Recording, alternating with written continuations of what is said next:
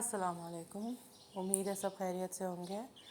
आज आप लोग को मल्चिंग के ऊपर पूरा बताती हूँ क्या क्या नहीं। मल्चिंग एक ऐसा अमल है जिसमें हम अपने पौधे और सब्जियों के मिट्टी के ऊपर एक तह जमा देते हैं। इससे नेचुरल प्रोसेस भी बढ़ता है, वीड्स भी सप्रेस हो जाते हैं। हर टेक्स्ट बुक्स में इसको रेकमेंड किया जाता है और बहुत आसानी से हमारे गार्डनिंग का एक हिस्सा बन जाता है। तो हम ऐसा क्यों नहीं करते? मल्चिंग के फ़ायदे: वीड ग्रोथ वो रोकता है, मिट्टी के अंदर नमी रखता है गर्मियों में, सॉइल की इरोजन रोकता है और उसको बेहतर बनाता है। सर्दियों में और बारिश के अंदर उसको बहने से, मिट्टी को बहने से रोकता है। ज़्यादा सर्दी में भी वो उसको बचा के रखता है। अच्छा,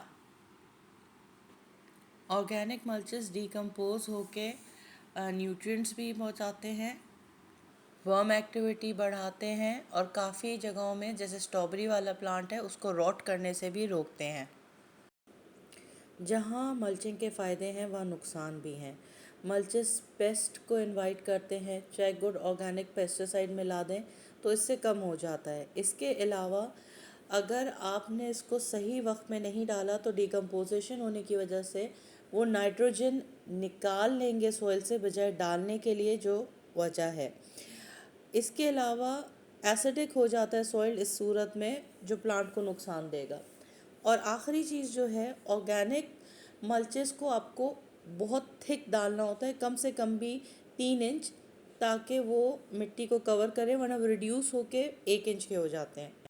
कॉमन मल्चेस जो हैं वो rice husk, cocopeat, river stones, अखबार, कार्डबोर्ड का पेपर, प्यूमिस, स्ट्रॉ, वुड की शेविंग, पाइन नीडल्स, लकड़ी, कंपोस्ट, वुड चिप्स, पाइन की जो बार्क होती है, रबर और प्लास्टिक मल्च जो इतना यहाँ पाकिस्तान में कॉमन नहीं होता, लीफ मोल्ड, मेन्योर मतलब खाद आपकी, coco coir, coco chips, coco cubes, coco chunks, ये सब कोकोनट का है। अब बात आती है कि मुझे कौन सा मल्च यूज़ करना चाहिए। ये डिपेंड करता है कि आप किस इलाके में रह रहे हैं, आपको मल्च करने का मकसद क्या है। क्या आप उसको गर्मी से बचा रहे हैं, या बारिश से बचा रहे हैं, या सर्दी से बचा रहे हैं, या फ्रूट को रॉट होने से बचा रहे हैं, या सॉइल को बेहतर करने से बचा रहे हैं। ये सारी चीज़ें डिपेंड करती हैं। और उसके बाद आपको लोकली क्या चीज़ अवेलेबल है, कौन सी चीज़ आसानी से मिलती है और कौन सी चीज़ फ्री है।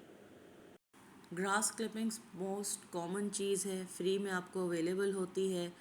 इसमें मेक श्योर करें कि ये फ्रीक्वेंटली कट हुई भी हो, इसमें कोई हर्बिसाइड, इंसेक्टिसाइड, फर्टिलाइज़र नहीं हो, क्योंकि बाय द टाइम जब ये कंपोस्ट होती है तो वो आपके सॉइल में मिक्स होने के बजाय बेहतर होने के नुकसानदेह हो जाएगी। और जिस तरह वीड्स को सप्रेस करने के लिए डाला जाता है तो उल्टा और ज़्यादा इसमें से वीड्स निकलना शुरू हो जाएंगे। मगर overall grass is a very good mulch. चावल के छिलके एज अ मल्च बहुत अच्छे रहते हैं। इनका सिर्फ एक नुकसान है कि आप हवा में ये उड़ सकते हैं। इसको प्यूमिस के साथ या कंपोस्ट के साथ मिक्स करके डालें तो ये बहुत अच्छा रहता है। ये इवन आपके जब सॉइल में मिक्स हो जाता है, it's becomes part of your soil, और उसका टेक्सचर, उसकी कंपोजिशन वगैरह सब बहुत अच्छी करता है। और अनलाइक वुड चिप्स, उसमें से नाइट्रोजन नहीं लेता। स्ट्रॉ भी एक बहुत अच्छा मल्च है, बहुत देर से डिकम्पोज होता है, 6 महीने से साल कम से कम लगता है। लेकिन इसमें पेस्ट, क्रिटर्स, माइस बहुत आते हैं, इसको अट्रैक्ट करते हैं। स्ट्रॉबेरी एज नाम सजेस्ट करता है कि स्ट्रॉ करता है, तो उसके नीचे बिछाई जाती है ताकि स्ट्रॉबेरीज सॉइल से लगे नहीं और रॉट ना हो। पाइन नीडल्स कराची साइड पे तो नहीं मगर पंजाब साइड पे अवेलेबल है। ये भी बहुत अच्छा मल्च है। इनका डाउनफॉल ये है, इनका मतलब नुकसान ये है कि ये बहुत जल्दी डिकम्पोज हो जाती हैं और सॉइल में नाइट्रोजन ज़्यादा हो जाती है, तो आपको बार बार अपने सॉइल का पीएच चेक करना पड़ेगा। बार्क मतलब लकड़ी के जो ट्रंक्स होते हैं उसका ऊपर वाला हिस्सा, ये बहुत अच्छा मल्च होता है, ख़ासतौर से वेजिटेबल वगैरह गार्डन्स में।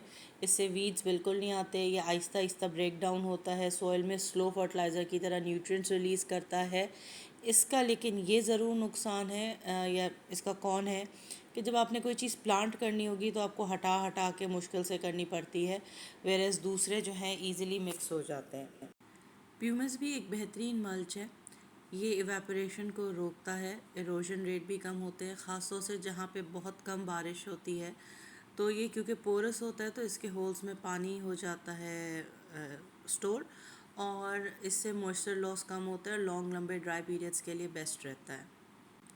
Newspaper one of my favourite mulch है क्योंकि फ्री है और ये आसानी से गार्डन में मल्च हो जाता है, इससे बिल्कुल भी वीड्स नहीं आते, बहुत जल्दी गल जाता है। मैं अपने पॉट्स के नीचे तक न्यूज़पेपर की लेयर्स देती हूँ, होल्स, ड्रेनेज होल्स के लिए। नुकसान इसका क्या है कि ये हवा में उड़ता है, जब आप मल्च के तौर पे यूज़ करते हैं तो इसके लाजमी ऊपर आप डालें। ये हीट को रोकने के लिए काम नहीं करता, अलबत्ता वीड्स को ज़रूर रोकता है।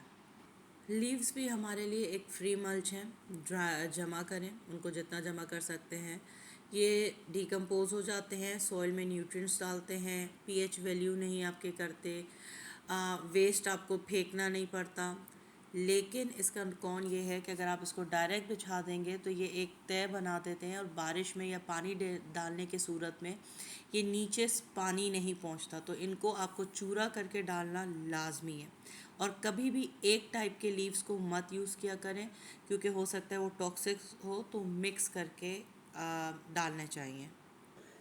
ब्लैक प्लास्टिक, नॉर्मल जो थैलियाँ होती हैं मोटी वाली गार्बेज के कैन की, अगर मैंने यूज़ की हुई हैं, और आप अगर न्यू गार्डनर हैं तो मैं रेकमेंड करूँगी लाजमी यूज़ करें। ना कि ये वीड्स को रोकता है, ये मॉइस्चर रोकता है। कराची में तो बहुत गर्मी है, पानी की किल्लत है, तो ये बेस्ट रहता है। नुकसान क्या है इसका? गर्मी में ये हीट अप हो जाता है, थैली उड़ती भी है तो मुझे उसके ऊपर अगेन एक और मल्च डालना पड़ता है। एक और फ्री मल्च कार्डबोर्ड है, इसको गार्डन में आप डाल सकते हैं। इसका सबसे बेस्ट ये है कि वीड सप्रेस होते हैं, इसके नीचे अर्थवर्म एक्टिविटी होती है। नुकसान क्या है कि इसके टुकड़े करना मुश्किल होता है, जब आपने इसको बिछाया हुआ होता है और इस पर पानी डलता है तो ये स्लिपरी हो जाता है और ये उड़ता भी है। अगर तो इसके ऊपर भी आपको लाजमी कोई ना कोई चीज़ रखनी पड़ती है, but overall cardboard is a good mulch. काफ़ी लोग कंपोस्ट से मल्च करने का रेकमेंड करते हैं, मैं भी डालती हूँ मगर नॉट एज अ मल्च। मैं अपने राइस हस्क के नीचे डाल के और उनके ऊपर उसको कर देती हूँ। ये न्यूट्रिएंट्स तो आपके सॉइल को प्रोवाइड करते हैं लेकिन ये वीड्स को नहीं रोकता। इनफैक्ट अगर कोई वीड है तो वो ज़्यादा जल्दी जर्मिनेट होता है। सर्दियों में हीट प्रोवाइड करने के लिए it's a good thing. Coconut coir, coconut cocopeat या कोकोनट के chunks all have the same effect. बहुत अच्छा मल्च है क्योंकि इसके अंदर कोई ऑर्गेनिज्म नहीं है, डिजीज़ नहीं है, डिकम्पोज होता है, न्यूट्रिएंट्स इतने नहीं हैं, लेकिन इसमें वीड्स भी इतने स्प्राउट नहीं करते। मॉइस्चर बहुत ज़्यादा रखता है, मगर कम से कम भी 2 से 3 इंच आपको इसकी लेयर ऊपर डालनी पड़ेगी। नुकसान इसका क्या है कि कोकोनट मल्च के अंदर ताकि फंगस ना प्रोड्यूस हो तो अक्सर केमिकल एजेंट्स डाले जाते हैं या इसको ख़ुद सॉल्ट से धोया जाता है। तो लाजमी है कि इसको यूज़ करने से पहले इसको अच्छी तरीके से वॉश किया जाए। मैंने काफ़ी सारे मल्चेस को एक्सप्लेन किया है। आई होप ये वीडियो आपको हेल्पफुल रहेगी डिसाइड करने के लिए, चूज़ करने के लिए कि आपके लिए कौन सा मल्च बेहतर है। कुछ मल्चेज़ हैं जो मैं रेकमेंड नहीं करती, ख़ासतौर से वेजिटेबल गार्डन के लिए। उसकी वजह यह है, एक्सप्लेन करती हूँ। जैसे सॉ डस्ट है, काफ़ी होता है, या लकड़ी बुरादा होता है, वो मत डालें मल्च के लिए क्योंकि वो बजाय नाइट्रोजन या कोई बेहतर करने के लिए वो डिप्लीट कर लेता है, वो नाइट्रोजन आपके सॉइल से निकाल लेता है। वो डिकम्पोज होने के बाद करता है लेकिन पहले 3 महीने वो नाइट्रोजन निकाल लेता है। हे का मल्च यूज़ ना करें क्योंकि इसके अंदर बहुत वीट सीड्स होते हैं। आपने अगर एक दफ़ा भी हे का मल्च यूज़ किया तो कई सालों तक वीट के सीड्स निकलते रहेंगे और आपको समझ ही नहीं आएगा कि हुआ क्या है। स्टोन्स मैंने पर्सनली यूज़ किए हैं मल्च में। मुझे इनका कौन सबसे ज़्यादा ये लगता है कि मुझे इनको हटाना पड़ता है बहुत मुश्किल से। ये कोई फ़ायदा नहीं दे रहे, सॉइल को कुछ भी नहीं हो रहा, बस एक डेकोरेटिव पर्पस के लिए यूज़ होते हैं। मेरा सबसे बड़ा मसला ऑर्गेनिक मल्चेस में ये है कि मैं फ्री वाले कोशिश करती हूँ जमा करने के लिए, लेकिन मैं कितनी भी कोशिश कर लूँ मैं नहीं कर पाती और मुझे इन दी एंड परचेज़ करना पड़ता है। बताइए आप लोग क्या कर रहे हैं, किस तरीके से क्या चूज़ कर रहे हैं, प्लीज़ कमेंट करके बताएं। If this video was helpful या आपको कुछ बेहतर पता है। थैंक यू एंड अल्लाह हाफिज़।